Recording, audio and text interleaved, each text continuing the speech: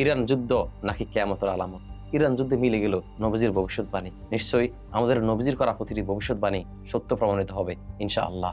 প্রিয় ভাই বোনেরা, বিশ্ব এক গুরুত্বপূর্ণ মোমেন্টে এসে পৌঁছেছে। কিয়ামতের আলামতগুলো একের পর এক আমাদের চোখের সামনে বাস্তবায়িত হচ্ছে।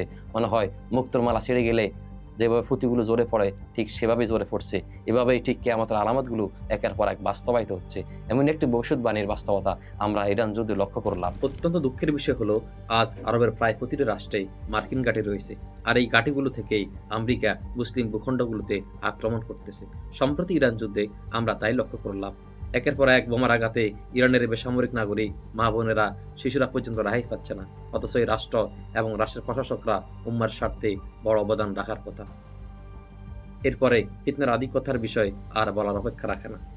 প্রিয় নবী রাসূল করিম সাল্লাল্লাহু আলাইহি সাল্লাম শাম ও ইয়ামানের জন্য দোয়া করেছেন এবং নজদের জন্য দোয়া করেননি, এবং সেই যুগে নজদকে ফিতনার এলাকা বলেছেন। আব্দুল্লাহ ইবনে ওমর রাদিয়াল্লাহু থেকে বর্ণিত, তিনি বলেন, নবী করিম সাল্লাল্লাহু আলাইহি সাল্লাম বলেছেন, হে আল্লাহ, আপনি আমাদের শাম ও ইয়ামানে বরকত দান করুন। সাহাবীগণ বললেন, আমাদের নজদের জন্য বরকতের দোয়া করুন। নবী সাল্লাল্লাহু আলাইহি সাল্লাম আবার বললেন, হে আল্লাহ, আপনি আমাদের শাম এবং ইয়ামানে বরকত দান করুন।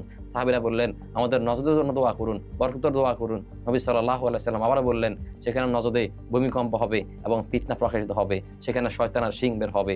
সম্ভবত আমেরিকান যে ঘাটিগুলো আজকে আরবে আমরা লক্ষ্য করতেছি, এগুলোকে শয়তানের শিং হিসাবে আল্লাহ রাসূল সম্বোধন করেছেন। সবচেয়ে ভালোবেসি আল্লাহ ভালো জানেন। প্রিয় ভাই বোনেরা, আমরা আল্লাহর কাছে আশ্রয় প্রার্থনা করি, তিনি যেন আমাদেরকে পশ্চিমাদের সকল ফিতনা থেকে হেফাজত করুন, সকল প্রকার ফিতনা ফাসাদ থেকে হেফাজত করে উম্মাকে শীষের আলা প্রাচীরের মতো উম্মার স্বার্থে ঐক্যবদ্ধ হওয়ার তৌফিক দান করুন।